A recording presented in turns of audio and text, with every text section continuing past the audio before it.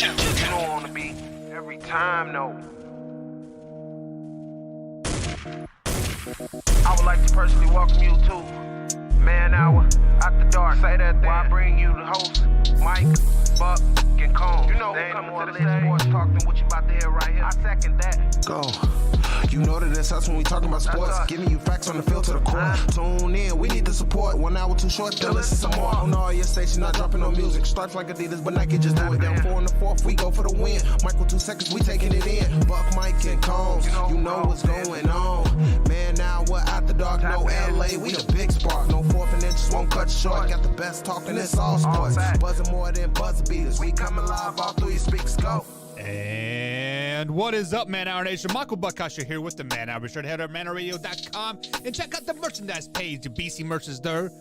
The Man Hour logo merch is there. The Would You Rather merch is there.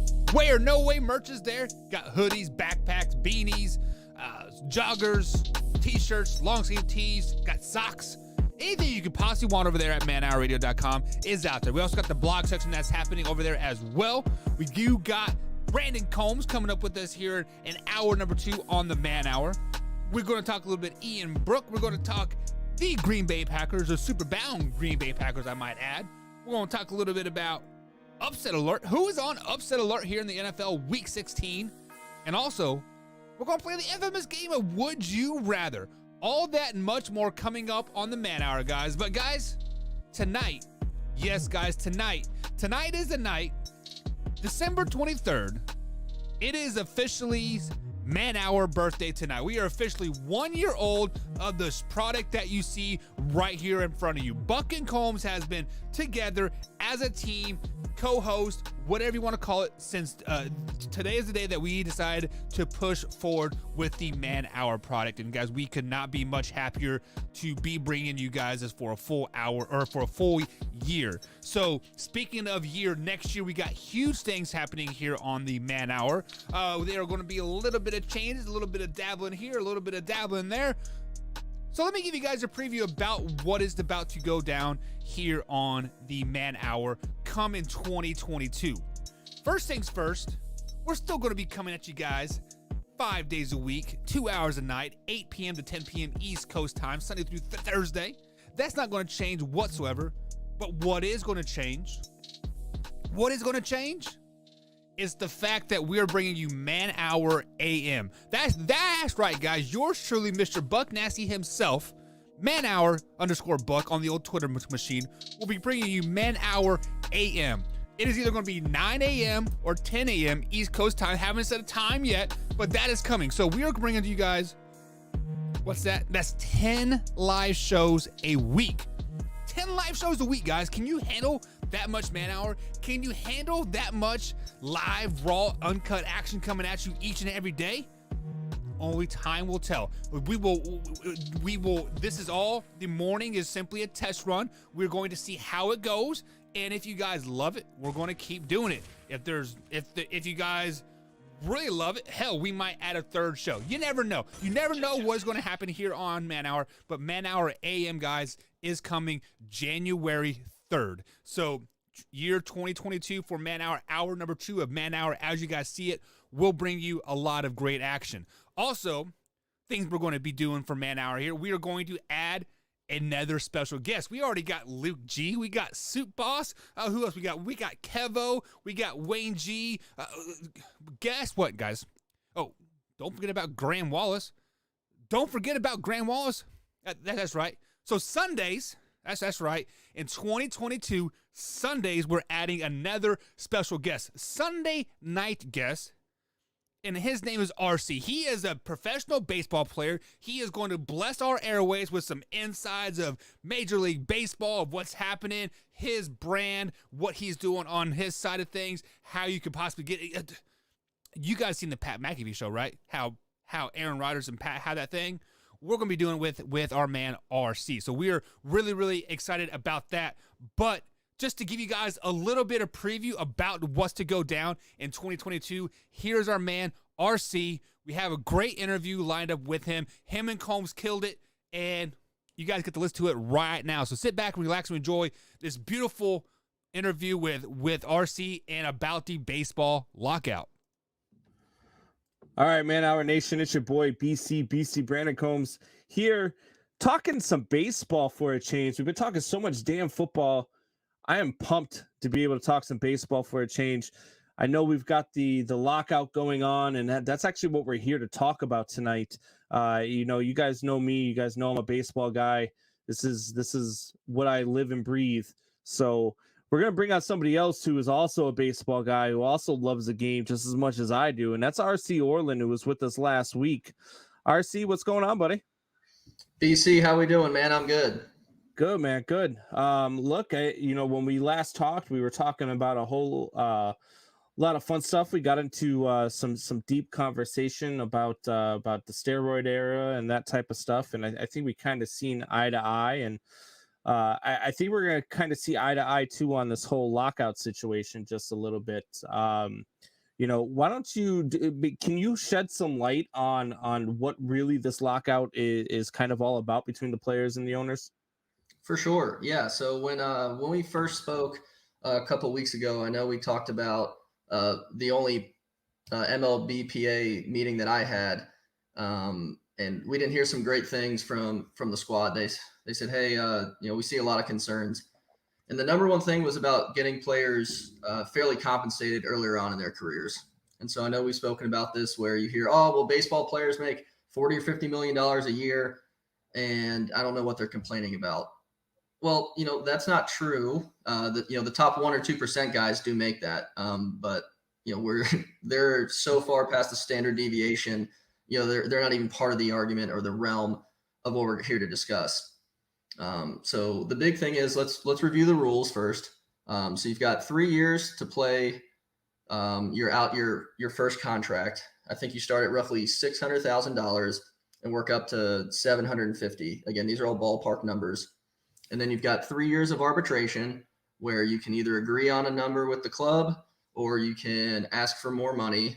And then an arbitrator will say, hey, your number means more to me and I like that, or the owner's number wins. So again, that goes back and forth for 3 years. So then after that, your 7th year, you become a free agent. So again, we've got 6 whole years where we can't sign an extension contract to maximize our value.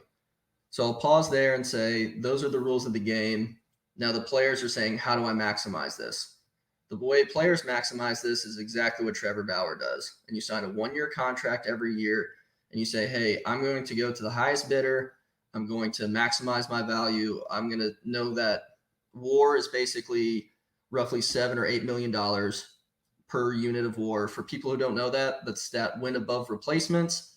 I don't know the formula going into it, but essentially the more WAR you have, the better.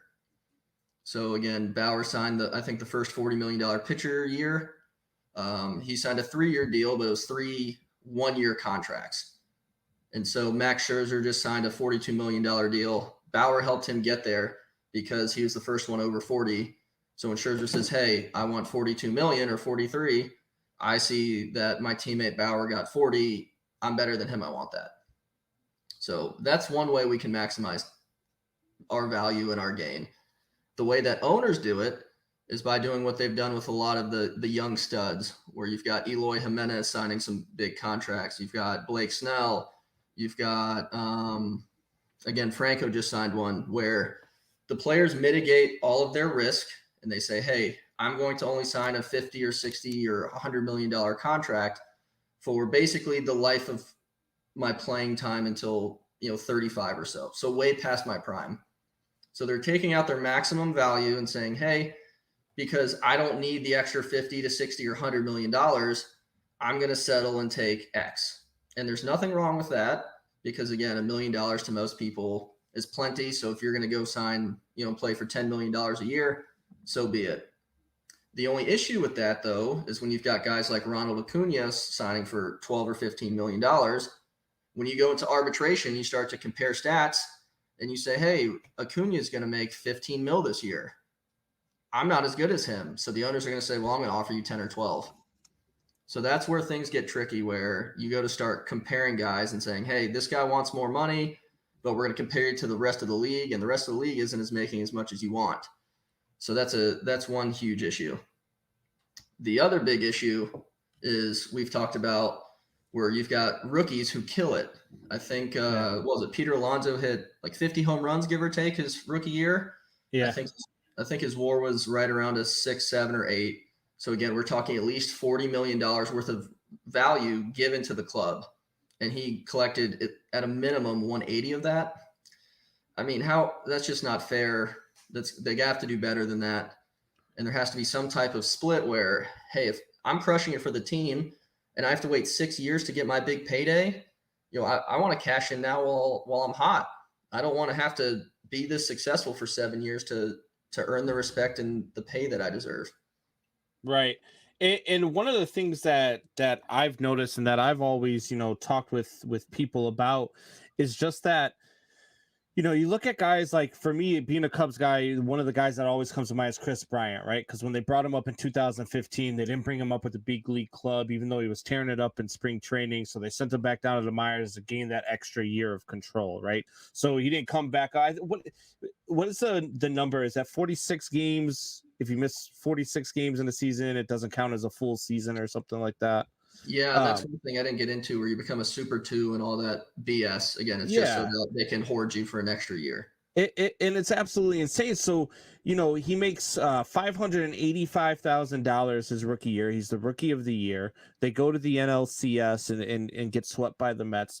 The next year, he's the MVP. They win the World Series. He makes $652,000 in that year. And in the following offseason, settles in arbitration for a record of $1.05 million. And like you said, that's a record. Yeah. And that to me is absolutely acid. This is a guy who had an MVP season to help a team win its first World Series in 108 years. And the guy didn't even make $1 million in that season. Meanwhile, we've got guys like, look, great players, but you got guys like Albert Pujols, you got guys like Alex Rodriguez, who signed these max deals and still have not helped. I guess A-Rod won one. Okay, but between the two, you've got one World Series since they signed their big contracts. Because when Pujols left the Cardinals to sign that big contract with the Angels, it didn't exactly pan out for the Angels. And it's one of those things where I look at some of the contracts in baseball, I look at some of the things that they do, and it's almost like you've got to start paying these guys when they're younger. Because you look at a guy like, let's take Jacob deGrom, for example, right? What's Jacob deGrom? I think he's 31 now. But when he was, in his younger days with the Mets, and he's tearing it up, and nobody's hitting the guy. He's posting like ERAs in the 1. He's on his rookie deal still. And then you've got a guy in like Max Scherzer now, who's 38, and signs a deal where he's getting paid more than like 2 or 3 teams in the league combined. So it's one of those where you start looking at yes, these guys, which are few and far between, that are going to get these types of contracts as they get older.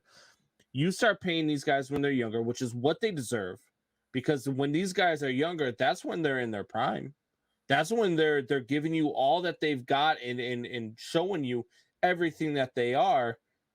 To me, $652,000. There's not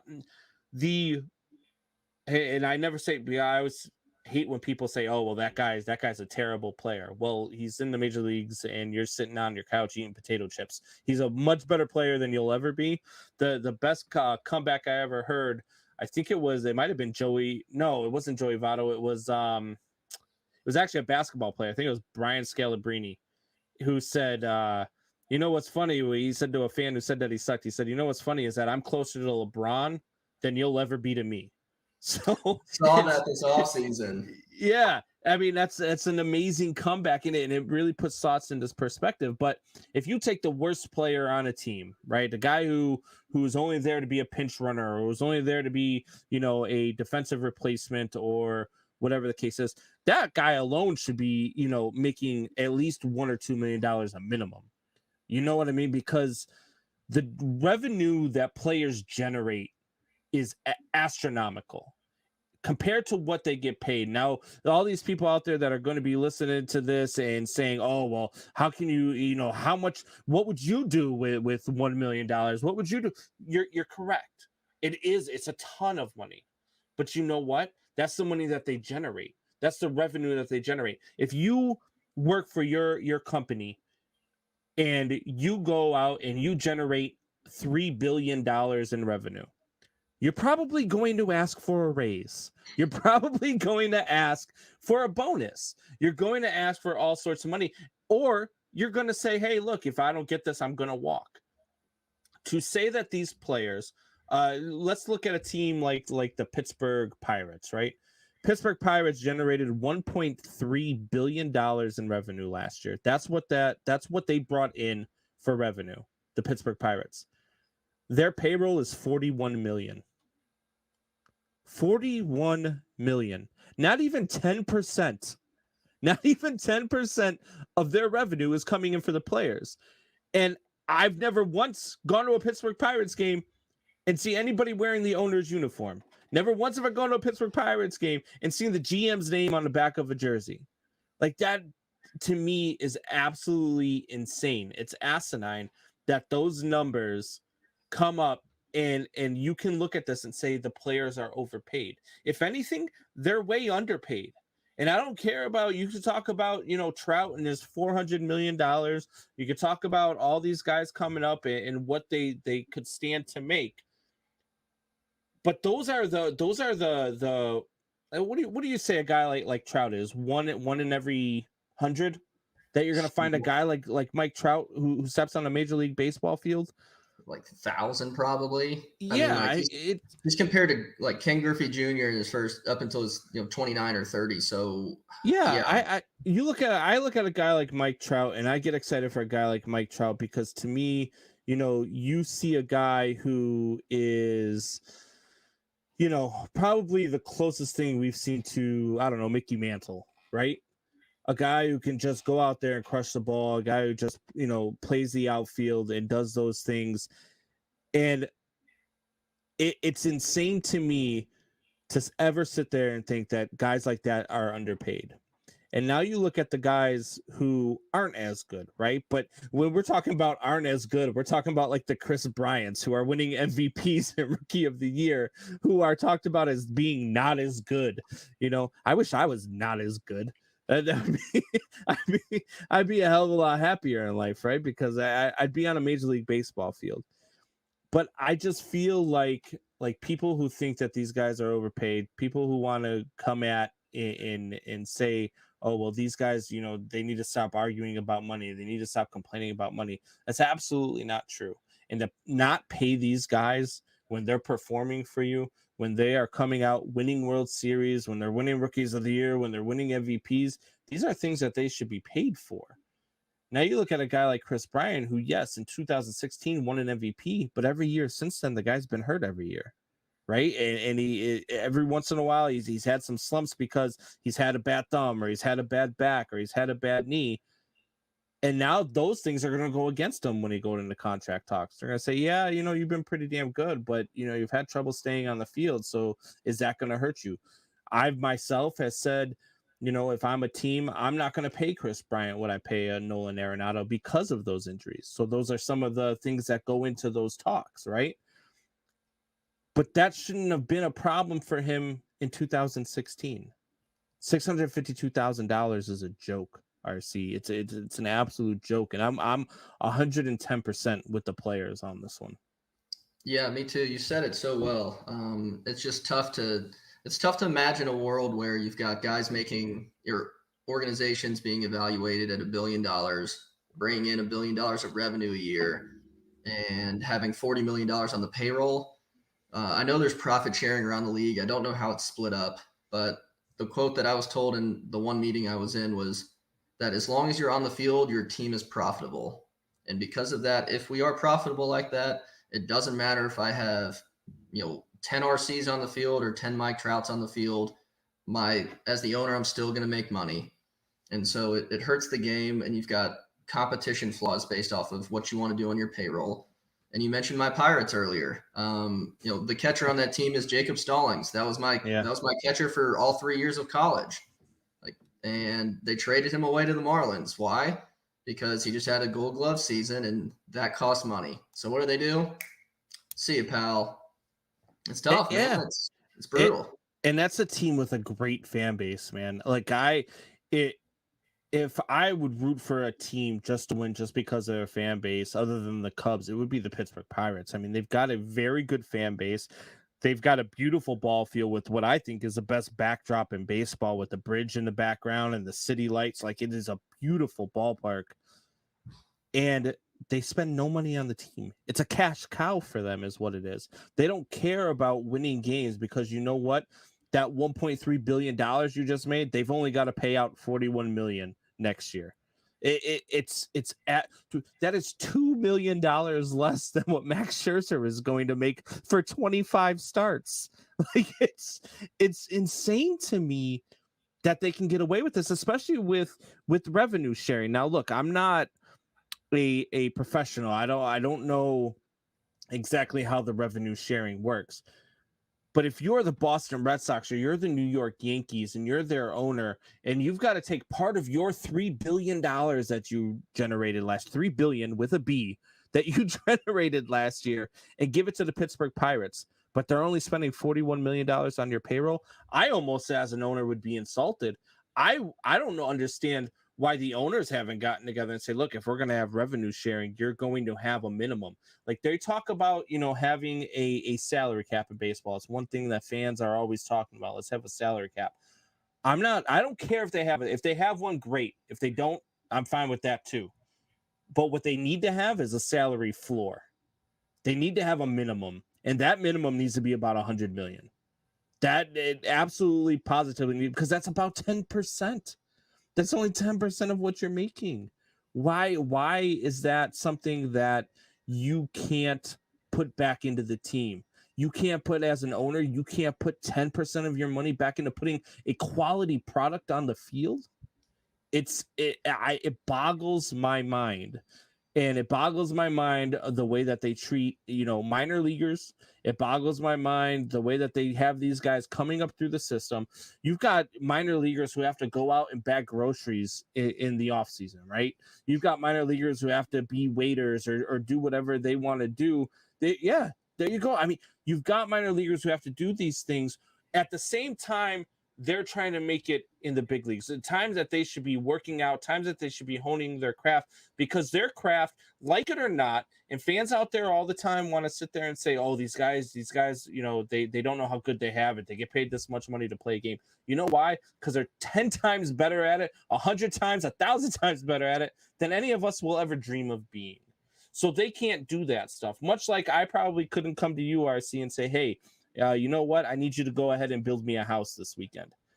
But I could do that. You know what I mean? So my craft gets paid what it gets paid. Your craft gets paid what.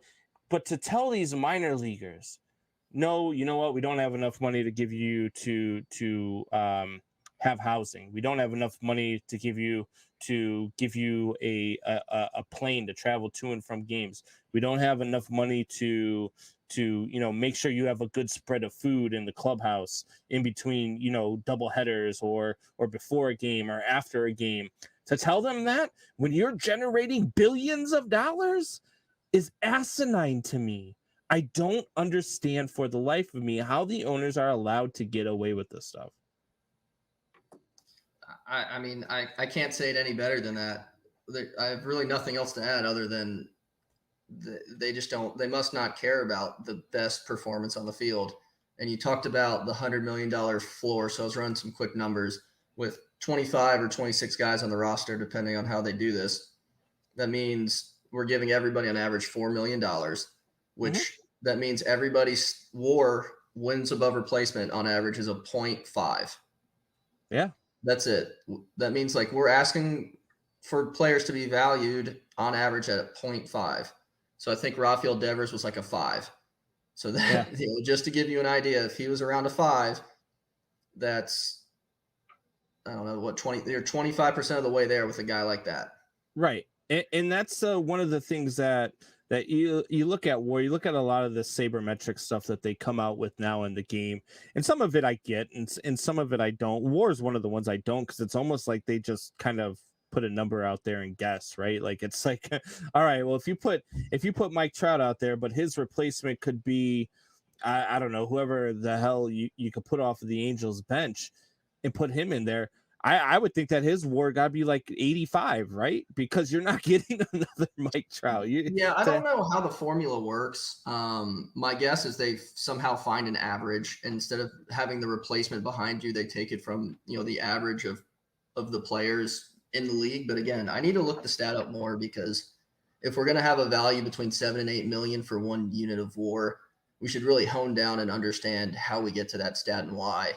Yeah. But I was just throwing out ballpark numbers to say, hey, if this is it, like, we're looking for guys who have a 0.5 WAR, which is that's nothing. Yeah. Absolutely nothing. Yeah, that's. I mean, you look like guys like Hermosillo here for the Cubs. Who's like, he's a pinch runner, and he's a guy who can get a base hit here and there for you, but he's a bench guy. You know what I mean? He's not a guy that you want out there 155 games a season, but he's a guy that can come in and do some damage for you when you need him to. And those are the guys, to me, those guys are just as valuable as the everyday guys.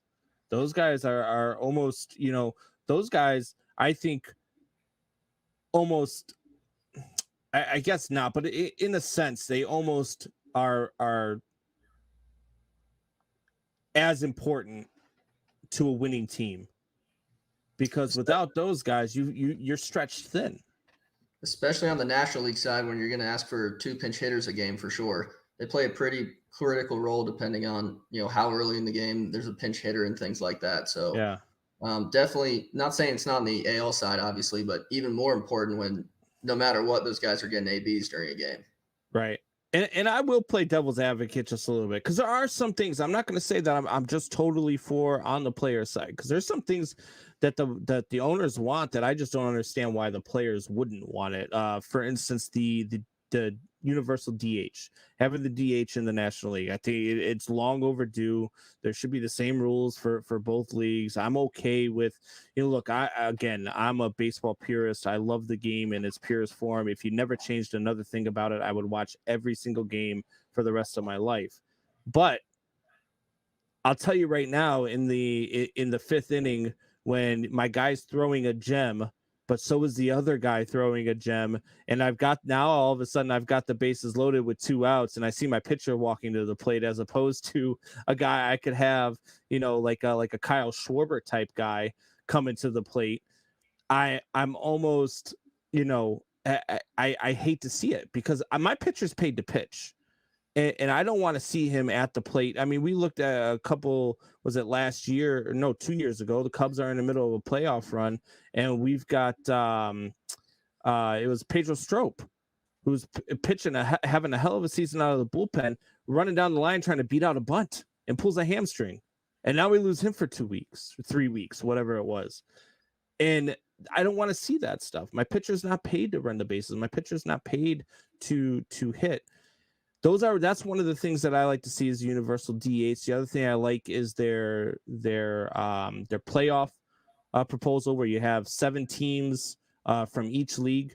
The top team gets a bye. It's a 3-game playoff series for the wild card, and each I think it would be the 2 versus 7, 3 versus 6, and 4 versus 5. The 2, 3, and 4 seeds get to pick their opponent. Obviously, the 2 and 3 seed would get to pick their opponent. 4 would just get stuck with whoever was left. But those are things, like, to me, that adds excitement to the game. Because I'll tell you right now, we saw it a little bit last year, right? Because they had talked about, and I don't know, are you, because you work in the game? Sometimes I wonder if people who work in the game, RC, are as in tune to watching it as us regular fans are. So when you're working in the game, do you like to watch, do you get into watching the teams that you're not working for, the teams that don't have a rooting interest in? Do you still watch? Yeah, those are great questions. For the most part, the answer is no, because usually we play during those times. There's always a West Coast game at the end of the day. But most times I look at guys on TV, and if I see a left-hander throwing 88, I just want to bash my screen in. So it's one of those things that I don't watch it out of a pure jealousy, where I'm like, cool, that guy just gave up a home run off a slider. My slider's better. He's got my job. I hate you. Yeah. But that's what I'm saying. My saying. teammates, though. Like last year, you had the Yankees, who had a chance. If they would have won the division, they were going to choose the Red Sox, and they were going to choose to go to Boston. And it was almost like the Red Sox saying, really, you want us in our house? Then the Yankees go to Boston in the wild card game and get beat. Like, that's the stuff I want to see. I want to see a 7 seed go up against a 2 seed because they called them out. Like, to me, that just adds that extra element of it gives them more of a reason. I also like the fact that you see a 3-game series as opposed to a 1-game series in the wild card as well, because I think that it gives those lower seeds a better chance of winning, because you don't just go ace versus ace, and you don't just get that one chance, because anything can happen. Even the better team doesn't always win that game, that single game, but you get a 2 out of 3. I think that helps you out. I think it also helps out the 1 seeds who, they battled all year to be the 1 seed. Why should the 2 seed or the 3 seed be able to adjust their rotation to go up against them? You know what I mean? So I like that added element. I don't know, where are you at with something like that? Yeah, what stands out for me is that we're looking for the most entertainment value, right? So there was nothing entertaining about I think it was the Giants or the Brewers. Somebody threw 4 clean innings, and then they used a pinch hitter in the playoffs because it was a scoring situation. Somebody got out, and then the relievers came in and blew it, because they wanted that one time to strike. Yeah.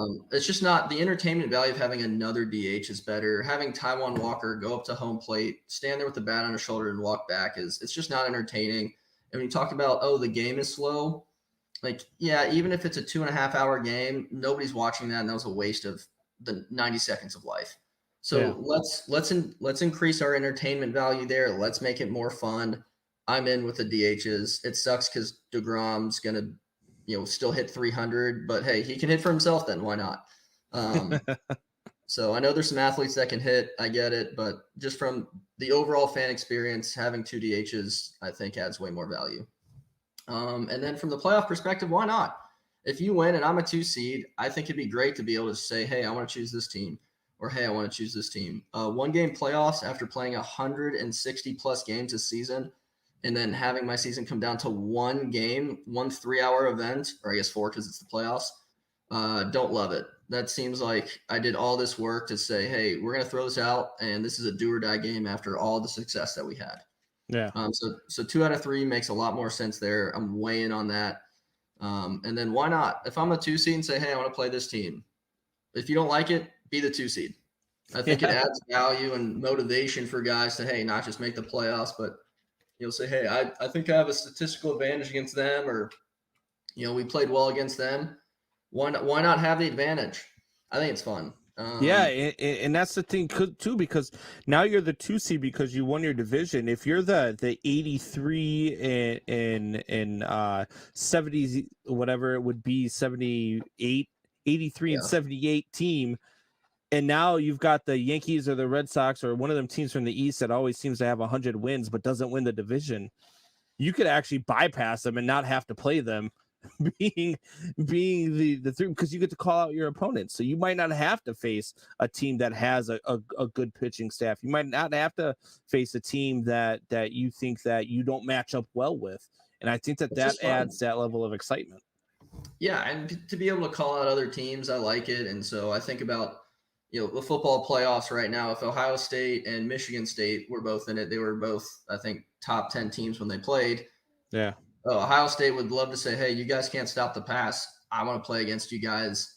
And I earned the right to choose who we play because we won. Why not? Sounds like fun. Worst case, in 2 years, if everybody hates it, throw it out. But it's exciting for fans. And the whole point is to put the most entertainment out there for people to love it. When they talk about, baseball's slow, that's another way just to perk it up. So, hey, let's do it. I'll give you one rule they need to go away with, and that's the damn must face 3 hitters rule with the relief pitchers. It's the worst rule they've ever done.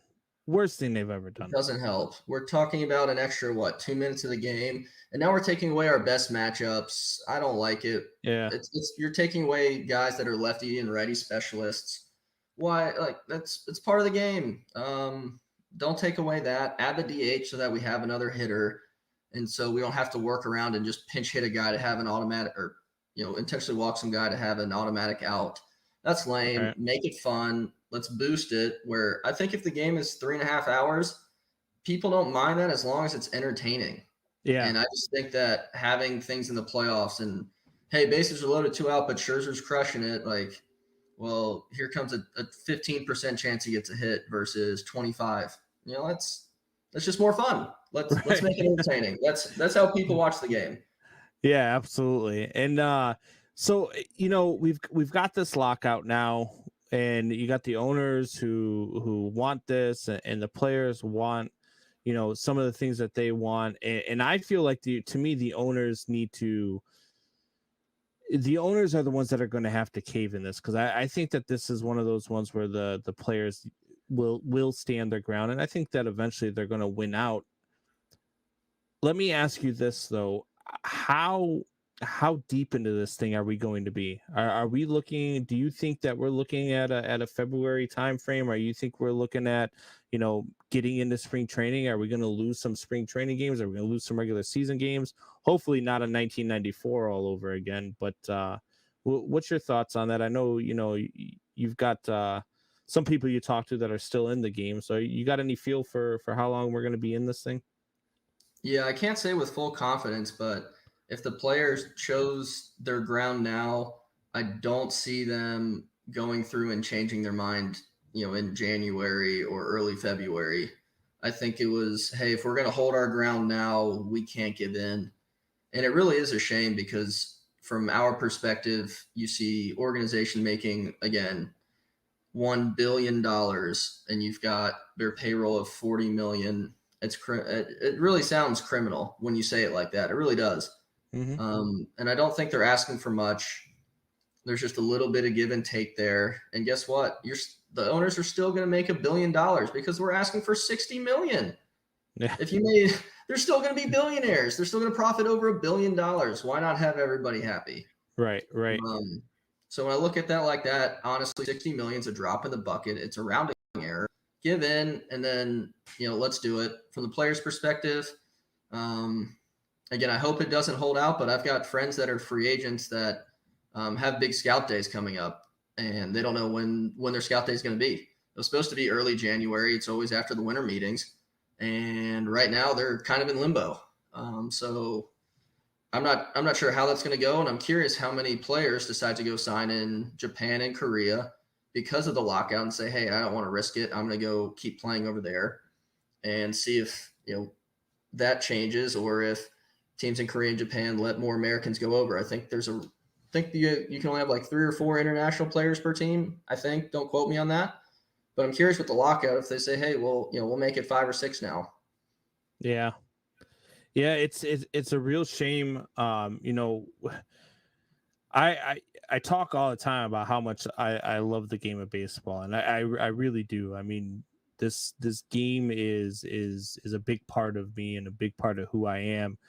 So the thought of losing games and the thought of not being able to watch the guys take the field is it sucks. And I hope that they can figure this out. I hope the owners can kind of, see what they're doing. I mean, look, the owners who are rich people don't stay rich by giving away their money, right? That's why they stay rich. But in this position, the players aren't asking for a whole lot.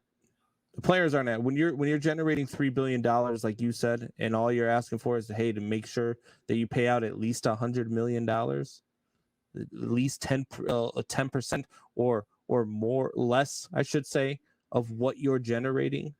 That's not a whole lot.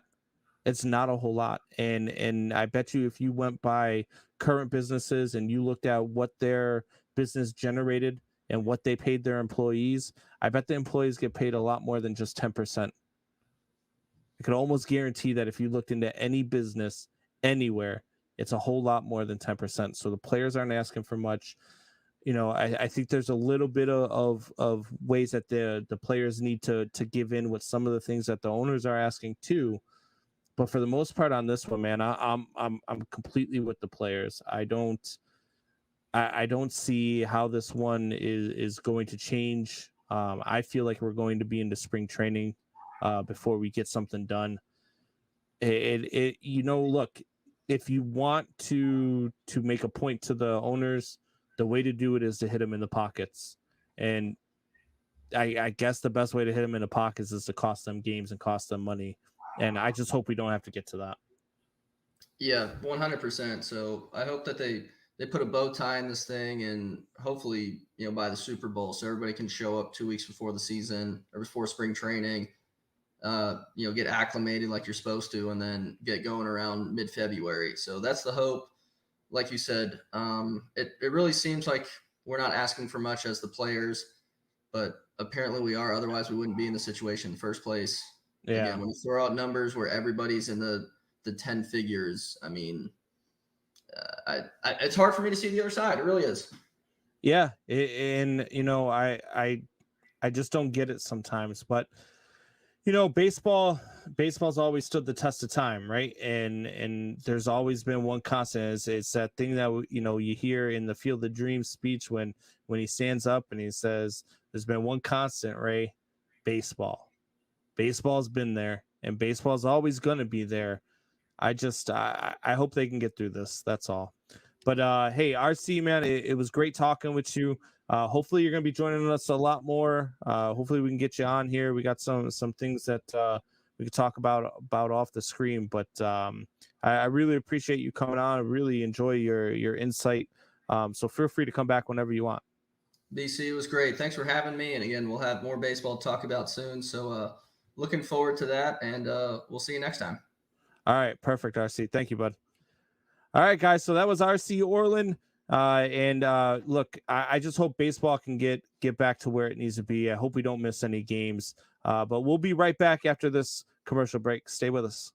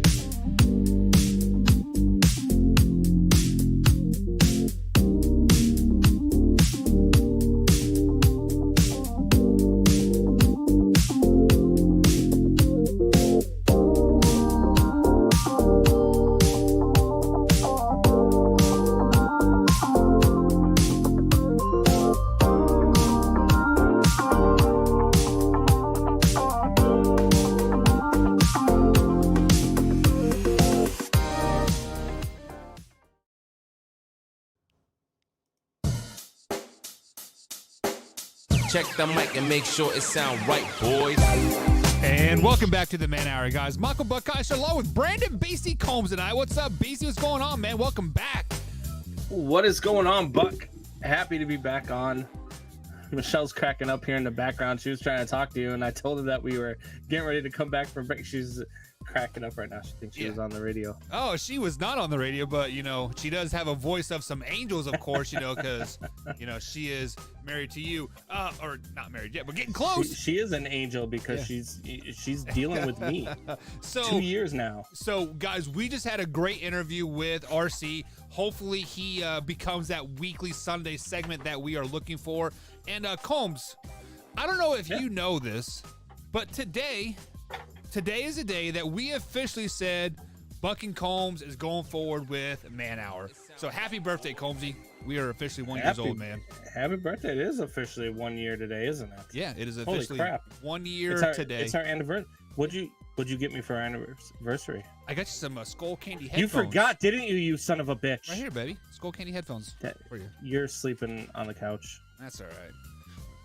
I've already got headphones. All right, guys. So I broke some news to you guys earlier in the show here. More Man Hour coming at you. We are going to dabble in that. But one thing we are going to really dabble in right now, Combs, is some NFL football talk. Obviously, Week 16 is upon us. We have 3 games left in the regular season. And one team that is clicking on all cylinders right now, Combs, is the Green Bay Packers. The Green Bay Packers were number 1 in Graham Wallace's power rankings last night. And Combs, very few people know this, but they are injury riddled just like most teams in the NFL. So they are going to get better, and better once the playoffs start. So Combs, let me ask you this question. And take your fan bias out of it. Take your Chicago Bear bias out of it. How far can the Green Bay Packers go in this year's playoffs? What Chicago Bears bias? I don't know what you're talking about. Pay no attention to the stuff in the background. Look, the Packers can do what they do every year, and they can make a run of it to the NFC Championship game, and then they'll lose in the NFC title game. There's a couple things that the Green Bay Packers don't do well, right? They don't protect Aaron Rodgers very well against good defenses. And that's a problem.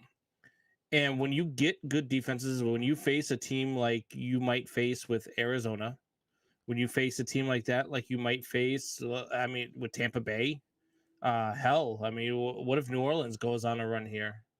You know what I mean? That's a pretty damn stout defense too. You've got the Los Angeles Rams. Every team you're going to encounter in the playoffs is one of those teams defensively that can shut down the Packers and destroy their weaknesses, because that's what they do. So I think that I think the Packers, they might be able to win one game, but it's not going to be every, you know what I mean? It's going to be like it is every other year, I should say. Their NFC title game, and then it'll be done.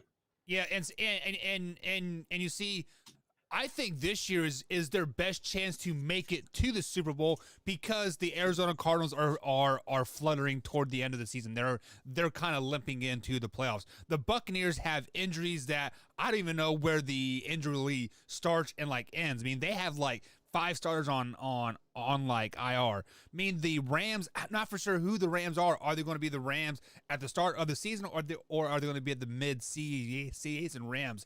As a NFL fan and watching the game right now as we're doing this show, I would be worried about the San Francisco 49ers if I'm the Green Bay Packers. So let me ask you this question, Combs, just to complete this full circle here. You have the Green Bay Packers losing in the NFC Championship game. What team can beat them in the NFC Championship game? What team can beat the Green Bay Packers in the NFC Championship game? Yeah. The Arizona Cardinals, the Los Angeles Rams, the Tampa Bay Buccaneers. Again, teams like that, teams that run the ball well, and teams that pass rush well, is what the Packers are not going to get past. And one of those teams is going to be there in the NFC title game. So you're going to have to face one of them, and it's not going to be pretty. Look, the Green Bay Packers, I like Aaron Rodgers. Look, I hate the Green Bay Packers. I hate admitting that I like Aaron Rodgers, but Aaron Rodgers is a top 5 quarterback of all time. And I say it time and time again. However, they do not protect him well. And we saw that this past weekend. We saw him get frustrated. Yep. We saw him get hit a lot. He was frustrated in that Bears game. When the Bears played in Green Bay, that first half, the Bears were getting at him. And once he starts getting frustrated like that, it's a lot like Peyton Manning was the same way, right? Peyton Manning was, if you can get to him, you start hitting him in the mouth, he's going to have a bad day. And it's almost, Aaron Rodgers is a little bit better than that, but if you get to him, he starts, ducking and not completing his passes, not being able to sit back there comfortably and rushing some throws, that's when the Packers get in trouble. And so I don't foresee the Packers in the Super Bowl this year. I Yeah, don't. so I can definitely see why you said the Bucks, Cardinals, and like Rams. Clearly, they are good NFL teams, but I don't think they're great this year. But everything that you said, the teams that can beat the Green Bay Packers are a team that can run the ball and a team with a pretty good defense and to get pressure on Aaron Rodgers, and that is the Dallas Cowboys and the San Francisco 49ers. I think both of those teams are the only teams that legitimately have a shot of beating the Green Bay Packers and Aaron Rodgers in this year's playoffs. The other teams, they obviously match up well, but I'm going to give the Packers the edge to them each and every time. So there was, Combs, there was a question that came through the chat here, which came from our man Alpha Rob here. What's up, Alpha Rob? He says he has missed half the show because his girlfriend had him at the mall. Fun fact, that's where Combs was just at too. There's a mall here in Chicago right now where people are hiding in closets and stuff because there's a shooting going on at one of them, a Woodfield Mall or something like oh Jesus, that in Chicago. Imagine Yeah, that. it's crazy. Only in Chicago. But let me find that comment from Alpha Rob. Where did it go? Where did it go? Come on, man. Shoot. We don't call it Chirac for nothing. Okay here. So Alpha Rob says, do you think Green Bay will struggle versus San Francisco? Ooh, it really depends. I haven't looked at San Francisco in a while. It really depends on how healthy they are. I don't know how healthy the San Francisco 49ers They are clicking on right all now. cylinders right now. If they're healthy, I know they've been playing good football lately. But if they're clicking on all cylinders and they're healthy, man, there's something to watch, because that team, this is a team, and I said this preseason, this is a team that people forget about. 2 years ago was in the Super Bowl, and last year was just riddled with injuries, and then they've gone through injuries again this year, and now I think they're going through some COVID protocol stuff over there too now. So if you get a fully healthy San Francisco 49ers team versus the Green Bay Packers, they could absolutely give them some trouble. So to Alpha Rob, to add to the point here that I said earlier, so I do think the San Francisco Niners could beat off the Green Bay Packers in the playoffs. However, don't my bad. But with that being said, I do not think ultimately that the 49ers beat the Green Bay Packers, because there are two things that are happening here for the Green Bay Packers. One, right, Combs. One, they would not play in the NFC Championship game, so the Packers will, by default facto win that game, right? Excuse me. Mm-hmm. And number two, they are not at San Francisco Stadium. What's it called? Levi Strauss Stadium now. For whatever reason, every time the Packers go to the West Coast and play the 49ers, they are absolutely a shit show. They suck there for whatever reason. So I would not be too worried about the 49ers, because, you will play them early. You're not at Levi Stadium there. But they are a team that could sneak up on you if you overlook them. But you shouldn't be overlooking teams in the playoffs anyways, right, Holmes? Well, yes and no. I mean, there are sometimes you go into a game and you're like, man, this is, the 6 versus the 7 versus the 2 seed, and you're like, this isn't even going to be a game. However, this year, in this year's NFL, you shouldn't overlook anybody. I mean, it's there's a lot of parity in the league right now. So if you overlook anybody on any given week, ask the Arizona Cardinals about overlooking the Detroit Lions. Yeah, exactly. And so, I'm looking over here now. I mean, the Niners are starting to get healthy. Still no Mohamed Sanu off of IR yet, but he's more of like their third wide receiver. They got Deebo Samuel and they've got Brandon Ayuk. So I think even in Green Bay, the Niners could give these guys some trouble. They run the ball well. They play smash mouth defense. So I think that the Niners could absolutely be a team that could surprise and knock off the Green Bay Packers, like they might even do to the Tennessee Titans tonight. Yeah, so if the playoffs were to start this week, some 2 versus 7 matches that we would have Combs is the New England Patriots at home versus the Buffalo Bills, and then the Vikings will be traveling to Dallas to take on the Cowboys. So 2 really, really good games there. So you definitely cannot look over anybody in the playoffs this year, I think. See, I don't think that. See, I disagree. I don't think that Vikings Cowboys game would be good. Right, The Vikings find a way. The Vikings find a way to let you just beat the crap out of them in the second half. It's almost like the Vikings will be like, "All right, cool, we're in this. All right, now everybody just sit down." Because it's like they just don't want to win games. I don't understand even that game against the Bears the other night. Granted, they ended up winning it by 8 points. They were by 14 most of the damn night, and you never felt like it was safe for them. Luckily the Bears are the worst coach team in football, and they shot themselves in the foot a bunch. But the Minnesota Vikings are just not, and I don't think the Minnesota Vikings will be there in that 7th seed, like we talked about last night. I actually think it'll be the New Orleans Saints.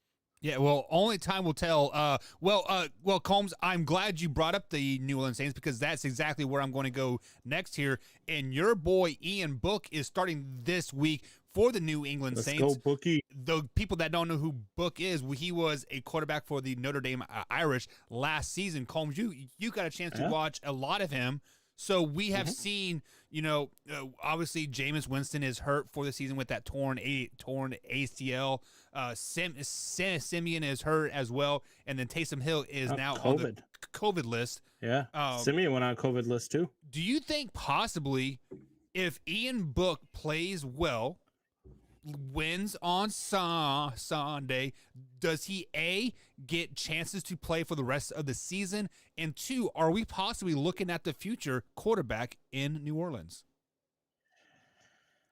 Ooh, that's a tough one. So Ian Book does a few things well, right? So Ian Book does things like he's a very good play action quarterback, which bodes well for him in this New Orleans offense. The play action is a big thing, especially with Alvin Kamara. It opens up a lot of stuff. That's what they really need in his offense, is somebody who runs a good play action. And that's where Ian Book thrives. Ian Book can run a pass option. He can run, all of the stuff that you run with a Jameis Winston or with a Taysom Hill. He does have that ability to do it. The problem you're going to find with Ian Book is the same problem I had with him at Notre Dame, was that sometimes he has trouble reading the field, and he tends to throw a bad pick at the wrong time. And so, they're going up against the Miami Dolphins, and if he can put up a good number, it's a team you can put up a good number against. If he can put up a good number where you got the Falcons and the Panthers left after that, I wouldn't be surprised if they said, "Hey, let's give this kid a chance for the last 3 games of the season, see what we've got riding high here, and go back to Taysom Hill as being our gimmick guy." It wouldn't surprise me to see Ian Book do well. Ian Book's a competitor. I loved watching the kid at Notre Dame. There are a lot of things that he didn't do well. Like I said, reading the field is a big problem for him. But maybe being under Sean Payton for a year, maybe sitting under there, learning the NFL system, learning from other quarterbacks.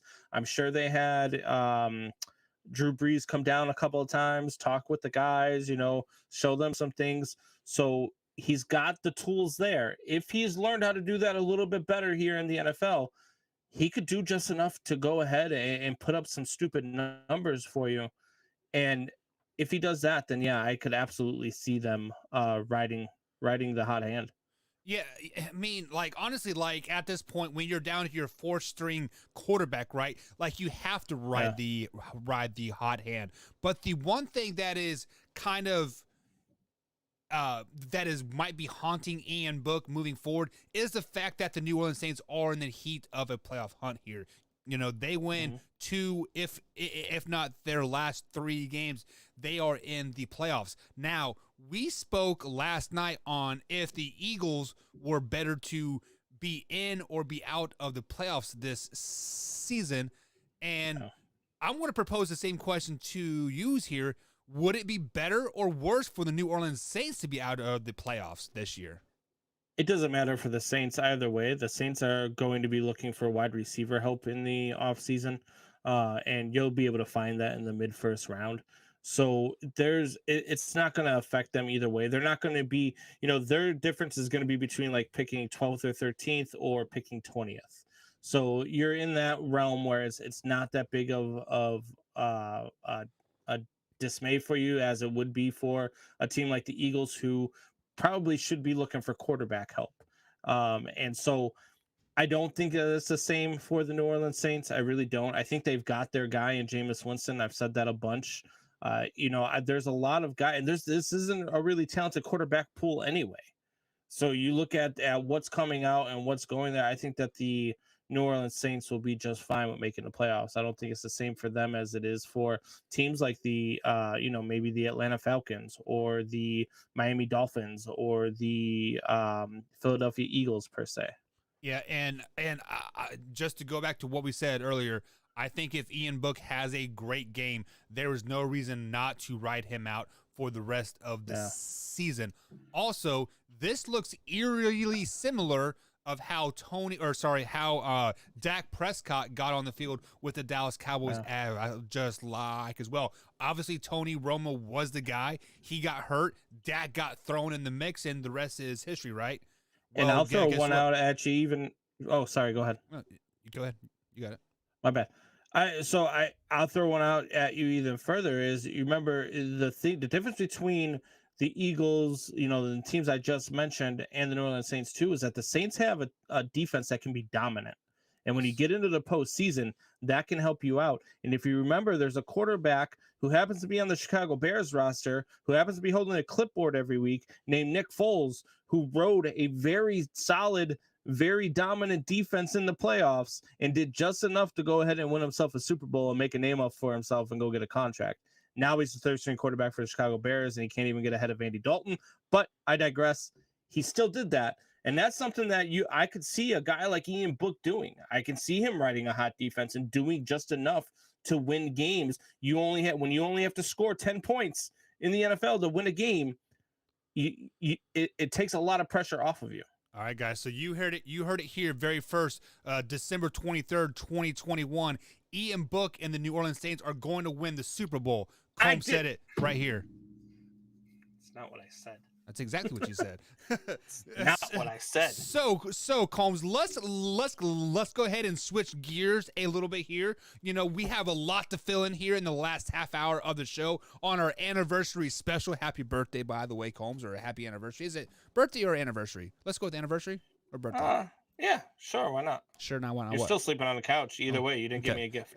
Okay, so Combs, let's jump into the infamous game of Would You Rather. So, guys, Would You Rather is simply I give you guys two options, and you got to pick one or the other, and tell me why. Are you ready, Combsy? Yeah. All right, let's do this. So the first Would You Rather here, obviously COVID is running through professional sports right now. Many players are being are on the COVID-19 list and will not be performing this week. So Combs, would you rather be without Delvin Cook this week or Travis Kelce? Depends. Am I playing fantasy football or am I playing real football? Real football, not no fantasy. Oh, okay. Because my fantasy team last week, half of them were on COVID, and the ones that I had started all scored like 2 points each. I lost by 130, and I was the number 1 seed heading in. It's ridiculous. But the Vikings are playing who? Who are the Vikings playing? That's a great question. And I know the Chiefs are playing the Pittsburgh Raiders, right? Pittsburgh Steelers. Oh, Pittsburgh. Okay. Yeah, Where are the Vikings at? There they are. Where they are. The Vikings are playing the infamous LA Rams. Well, here's the way I'm going to go with it. I'm going to say Dalvin Cook. I'm going to say I'd rather. Who do I rather have, or who do I rather play without? Play without. Play without Kelce. I'd rather play without Travis Kelce in this game. You can beat the Pittsburgh Steelers without Travis Kelce. You're also the number 1 seed heading into the week in the AFC. And if you're the Minnesota Vikings, you're fighting for your playoff lives. And that's a big difference. If Kelce, is he on the COVID list? Is that what it is? He is, yep. They're both on the COVID list. Cook too? Yes. Yeah. So, yeah, if it takes, if he's having symptoms especially, then, I would sit him, make sure he's healthy for the following week. But I would go with I'd go without Travis Kelce. See, and I was going back and forth on this Combs, but I would like to go out with Travis Kelce as well, just because I feel like once you hit the playoffs, defenses are going to try to take away Travis Kelce, right? So you are going to have to find a way to throw the ball without him over the middle of the field, right? Now, it will definitely not simulate a playoff game by any means, because they're going to be double teaming X receiver anyways, but it is a good learning point for the team moving forward. And as much as I like Dalvin Cook as a player, I think the Vikings can win without them, because they're not going to be running the ball much against the Rams anyways, because that run defense is stout, and Kirk Cousins just sucks. Yeah. Let's just be honest about it. Here's a question for you. Can you say playoffs without thinking of that infamous rant? Playoffs? Every time somebody says playoffs is the first thing I think of. Yeah, there are two things that always come to mind. So I'll give you a word and tell me what comes to mind. Playoffs, the playoff things, right? And practice. Yep. Practice. We're talking about practice. We're not even talking about a game. Not a game. Not a game. Practice. Love it, right? Not a game. Yeah, and he just kept going. I was cracking up. All right, Combs. So the next Would You Rather here, this is a two-parter here. So despite not playing a game in 72 games here, the Chicago White Sox have won a game in Chicago on 10-10-2010, and the most recent, then the Bears win in 10-3-21 here. And then the next what the stat is, meanwhile, the Falcons haven't won a game in Atlanta in 389 days. However, the Braves have played an entire season and won a series in that time frame. So, Combs, with those two stats fresh in your mind, would you rather play a home game for the Chicago Bears or a home game for the Atlanta Falcons, knowing you're going to lose either way? I hate you. So, what position am I playing? Am I? You are the coach. I'm the coach. God. And our records are still the same? Yeah. God. Well, I'd rather play in Atlanta then, because I don't want to be a laughingstock in my hometown. I don't want to be the guy getting booed off the field, going to my kids' high school teams, listening to them chant about firing me as I'm sitting in the stands. You know what I wonder? When they started chanting the Fire Nagy chant at his son's football game, did his wife chime in?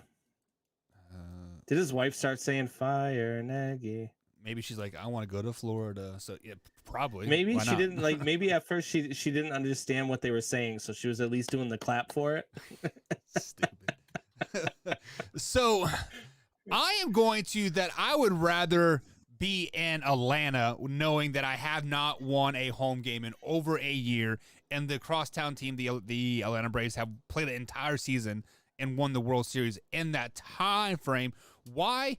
Because, Combs, it's Christmas Eve almost. It is cold as hell in Chicago. Who in the hell wants to stand on that sideline, let the wind rip through your body, knowing you are about to get your ass kicked? I don't. Matt Nagy. Give me that dome. Give me that heater. Hell, I'm going to wear T-shirts. I'm going to wear a cutoff T-shirt, Carhartts, and some slides. I mean, I don't care. At that point, at least I'm warm, right? Oh, he said Carhartts and some slides. Yeah, 100%. God, man. that's the cutoff T-shirt, Carhartts, and slide. You're going all like. Oh yeah. You want to coach in New England, not Atlanta. I'm actually coaching in a hillbilly town, so that is the normal sideline attire. with a lip full of chew. No, we actually got a cigarette in the mouth, a big old Marlboro Red. Ugh. All right. So the next Would You Rather, Combs. Last night you spoke on if the college playoffs were to expand to 12 teams, we would have a matchup of Michigan State versus Michigan, possibly in round 2. So I'm going to propose this question for you. Would you rather lose a close game to your arch rival in the college football playoff or get blown out by Alabama?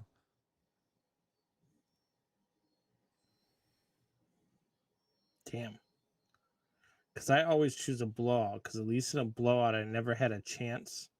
But the fact that it's to Alabama, like, I mean, those guys have babies with their sisters and stuff. Like, I don't want... Allegedly. Yeah, allegedly. Sorry. Forgot to throw that out there. I'd rather lose a close game to my arch rival in the playoffs, because at least, you know, you're losing to your arch rival. You got the experience, you know, and it was probably a fun experience all the way to the final buzzer. You know what I mean? Right. You're in it. You're intense. Everything's fun. The crowd is loud. All of that stuff. You know, it's a different atmosphere when you're in a game in the college football playoffs, even against a team like freaking Alabama, where you're getting blown out and all of a sudden the stadium's silent and there's no noise for like a quarter and a half other than you sitting down talking with your guys like, God, this sucks. What are we going to do when we get back? You know what I mean? Like, right. You know, picking out girls in the crowd. What are we doing after the game? You know what I mean? But I'd much rather anytime you add in a loss to Alabama, I would always pick the other answer. So, well, and see, this is why I am picking the loss to Alabama. Why? Because everybody knows who Alabama is. So this is the reason why I am picking to lose to Alabama by like 30, 40 points, whatever it is. Just because when you lose to an arch rival, usually it is a interstate rival, right? Or the Ohio State versus Michigan, right? A loss to your rival affects you beyond that game. It affects you in recruiting. It affects you in each and every other sport, just because that loss is hanging over your head. Like, hey, we knocked you out, so therefore your rival owns you for the next 260 some days, right? Least when you lose to Alabama, there are millions of eyes on your program. So let's say you are Cincinnati right now playing Alabama and you get blown out. Even though you get blown out, there are tens of 20 million eyes on your team. People may not even know Cincinnati had a football team, let's just be honest, and now they're on TV versus Alabama. Yes, they got blown out, but that might bring in some 5-star recruits, just because you're like, man, I remember seeing those guys play Alabama. I want to do the same. Does it change your opinion if you're Michigan State and you beat Michigan by 3 touchdowns earlier in the season? Well, so you beat Michigan in the regular season by 3 touchdowns, but then Michigan comes back and beats you by 2 in the playoffs. No, that hurts, man. That puts a sour taste in my mouth, and I know that's going to hurt the recruiting aspect, just because, like, what is Michigan going to recruit you with? Like, hey, do you want to lose to the Spartans, or do you want to beat the Spartans and like when the time matters? You know, like it always feels better. Or you could use, like, for a guy like me, if you're recruiting that type of minded person, where you say, hey, do you want to come be that one piece that we were missing that can go beat Michigan and go win a national title? Or do you want to go to Michigan and maybe sit or maybe play behind somebody who's already won a national title? I want to win a national. Yeah, I mean, I always want to beat the big dogs. Like, I always want to beat the big dogs. Like, even in men's softball, like, I mean, we play competitively for years, right? And there were always those teams that were always dominant, right? You knew that as soon as they were in it, if their name was in the tournament bracket, you knew they were winning the tournament, right? And there have been times where they'd ask me to play. I'd never want to play for a team like that. I always want to play for the other guy to have a chance to beat you, because what's the point of you continuously being stacked? So I personally always want to play for the underdog, but you know, not everybody has that mentality. You know? So Drew asks us this question over here in the chat at youtube.com/man hour. If you guys are not subscribed, hit that subscribe button, hit the like button, and share us with a couple friends as well. He says, what if you lose to your rival, but then your rival wins the championship? I don't think that makes me feel any better. Yeah, that would honestly make me more pissed off, right?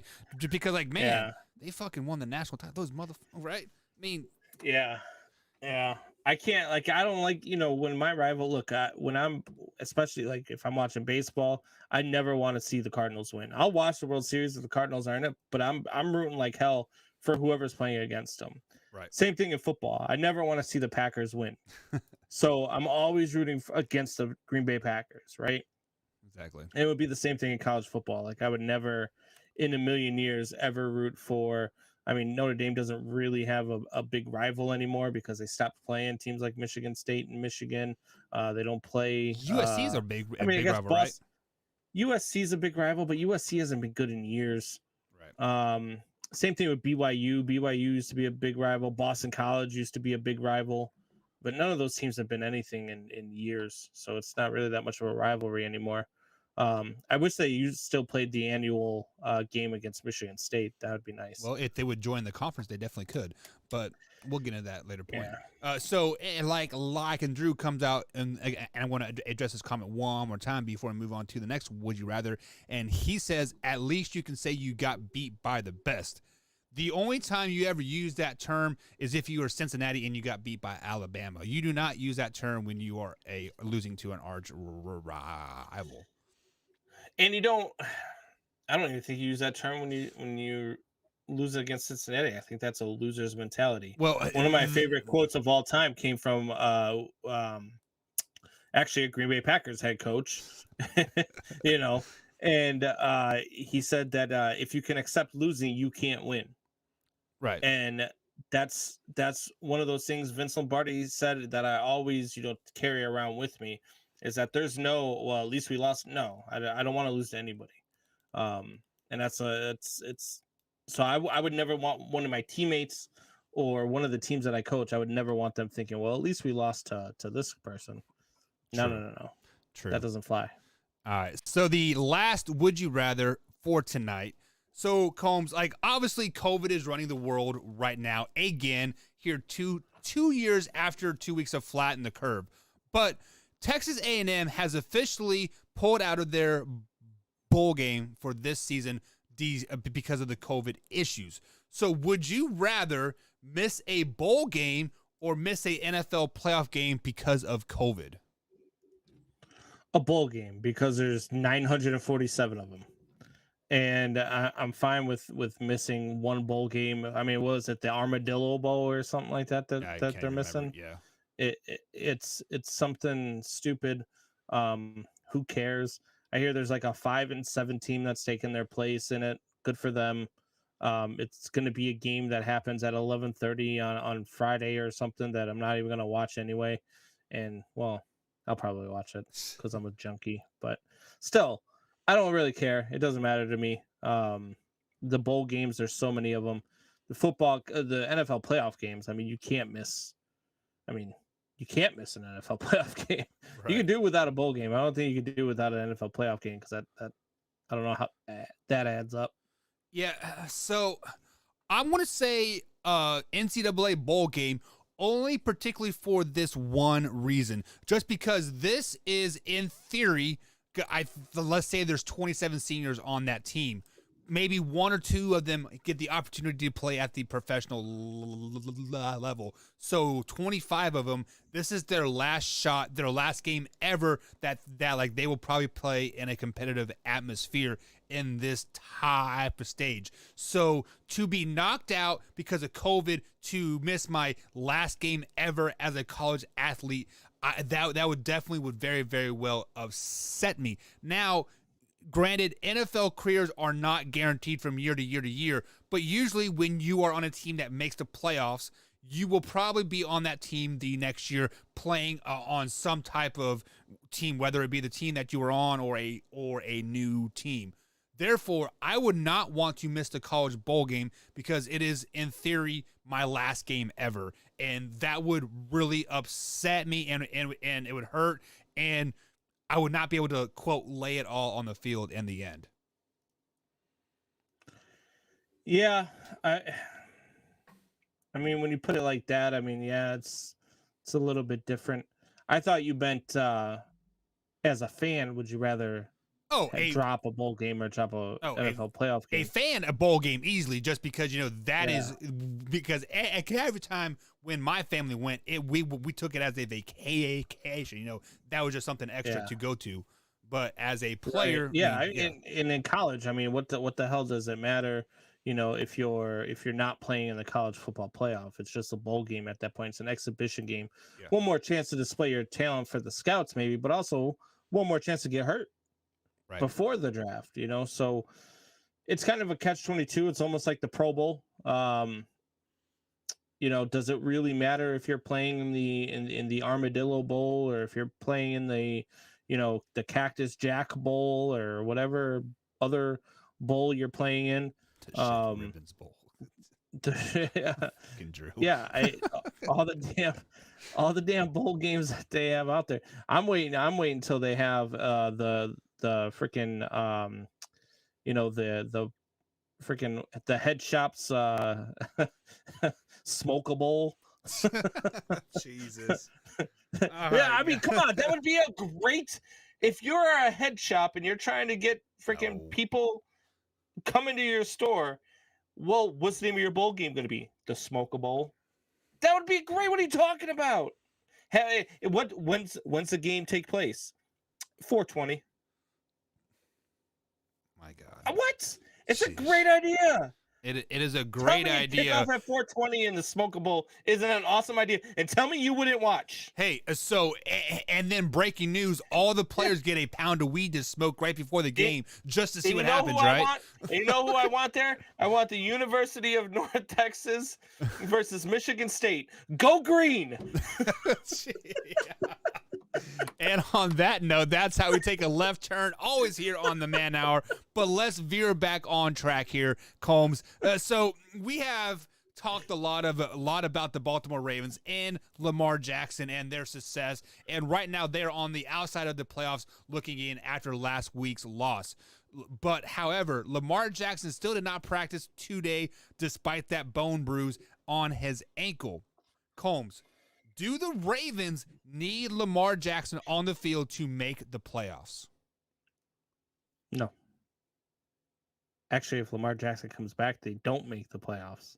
Oh, like that.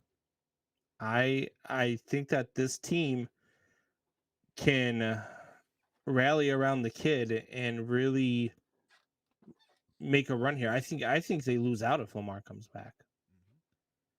I think Lamar playing hurt and trying to play hero is going to hurt them more than help them.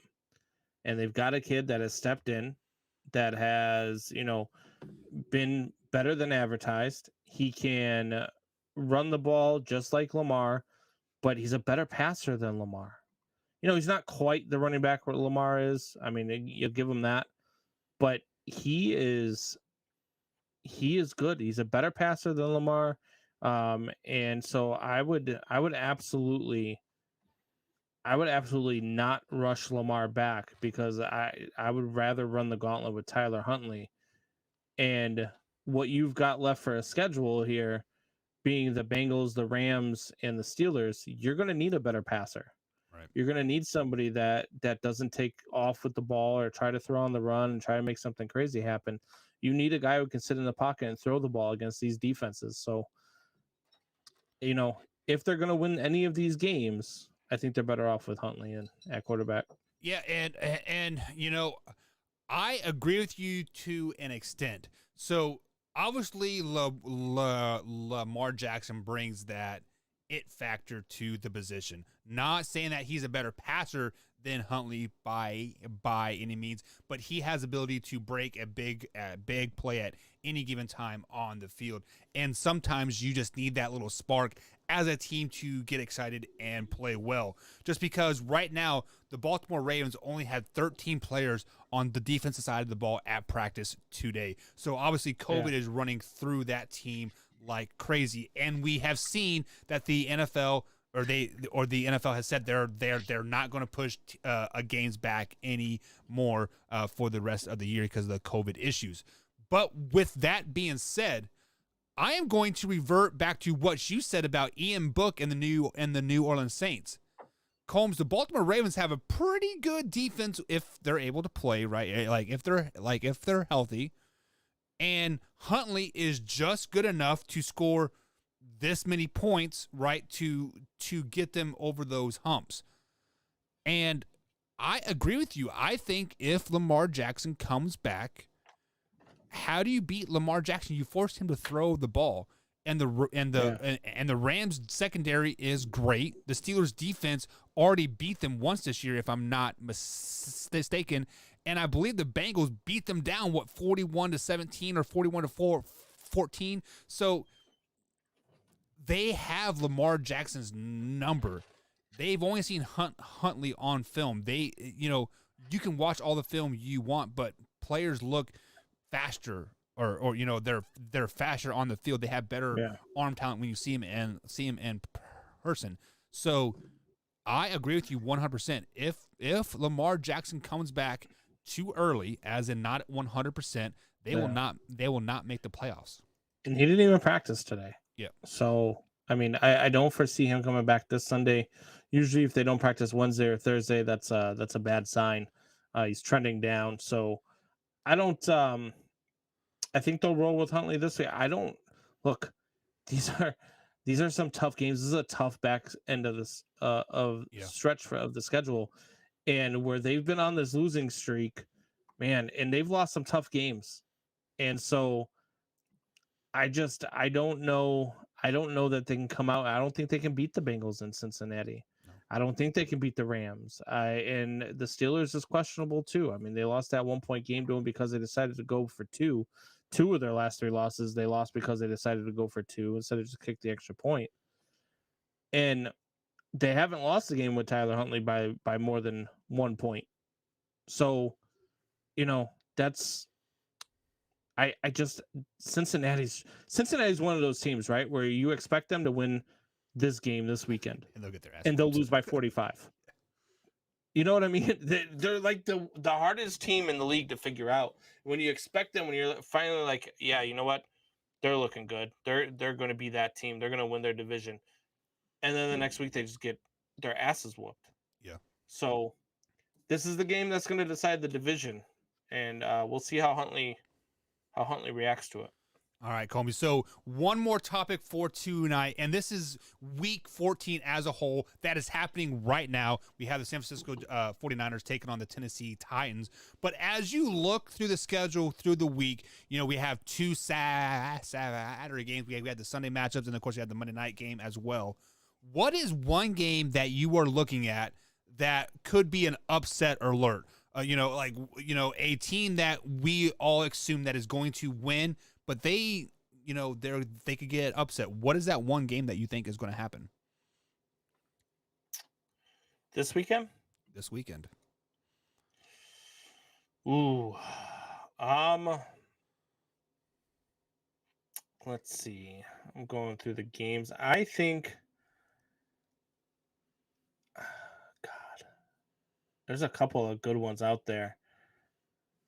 I think out of all of them, you've got to watch out. There's 2 games you got to watch out for. You got to watch out for the Steelers over the Chiefs, and you got to watch out for the Browns over the Packers. Yep. The Browns are hungry. The Browns run the ball well. The Browns rush the passer well. And those are the 2 things we said beats Green Bay. So this is going to be a really interesting game for the Green Bay Packers. It is at Lambeau, so that's one thing that they got going for them. But the Browns over the Packers or the Steelers over the Chiefs, those are your 2 games to watch out for on upset alert. Yeah, and then I am looking at a game here that is very injury ridden. Their starting quarterback is 0-4 so far on the season, but this is a division game.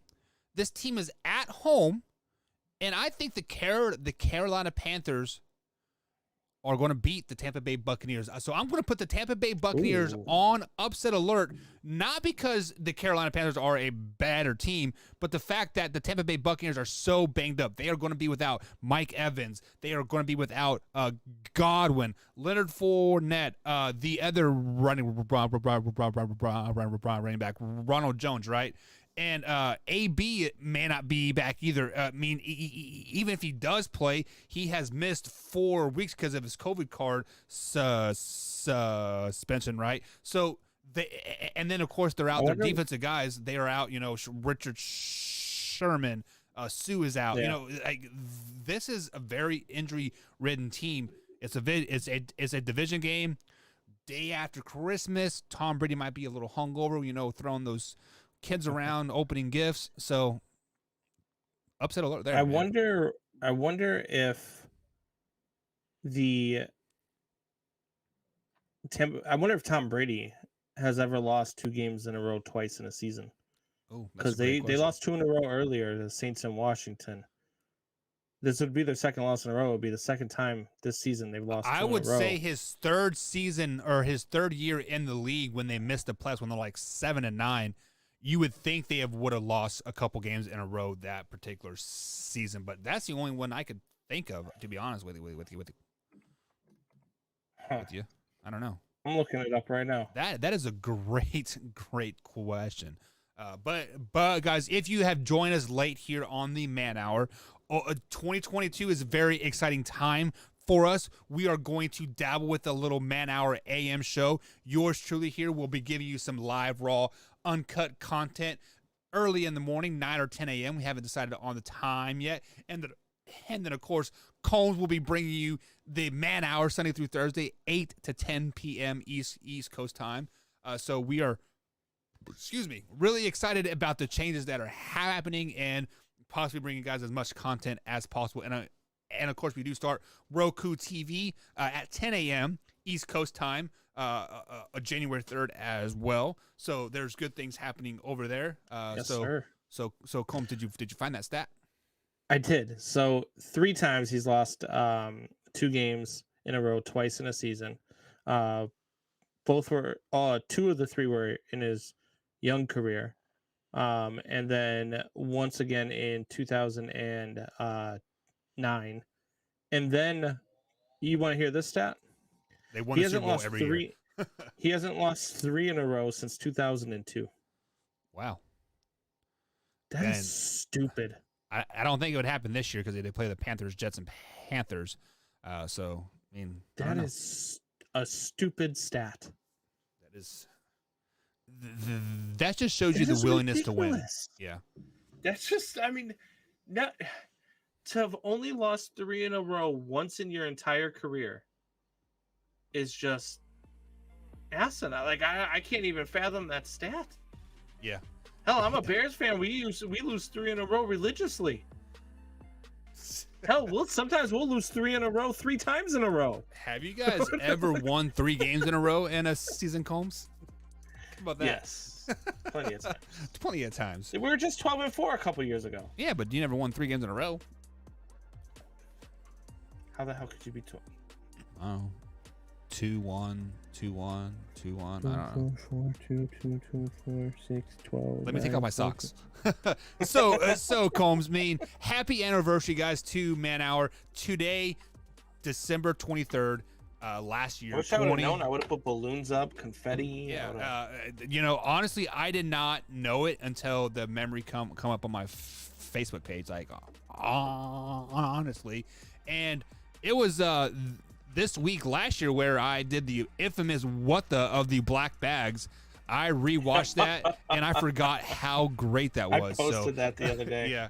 I was cracking up. I'm sitting at work and I'm watching it and I'm laughing. My boss comes in, he's like, "What are you laughing about?" So I show him the clip. He was dying too. It's true stories though. I walk in with like black bags and we at the porn store. Yeah, but who thinks porn shop? Have you never been to a porn shop? Yes, I have, but who thinks that right off the back? Gas stations do it, liquor stores do it. I think black bag. The first thing I think about is the liquor store. When I think of liquor store, I think of plastic bags, or not plastic bags, but the paper bags, like the brown paper sacks. Well, see, I always buy more than one bottle when I go to the liquor store, so I usually get plastic. Cindy and my sister spent $100 at the liquor store last night. The one thing I'm not proud of my Marine Corps career and being stupid when I was younger, I took out a $2,000 loan once to buy alcohol for a party, and spent all $2,000 on the alcohol.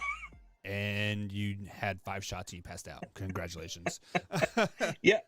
But everybody else had a great time. Yeah. So Combs, let's look back over the last year here. What has been your most favoriteest time here on the Man Hour for the last year? I'm spitballing raw here right now, so I'm getting you right out the cuff. God. There has been so many moments. I think one of the best moments was when we muted Wyatt 3 times in a row, and all 3 times he didn't know it was coming. Yeah. And he really thought we were going to let him talk. That was a great one. What you guys don't know is we didn't used to have all this fancy stuff, and we used StreamYard so we could mute people. And at the end of the show, the thing was to mute Wyatt, basically, what it came down to. Yep. And then there was, there's a couple times, a couple of arguments I've had with Soup Boss here recently.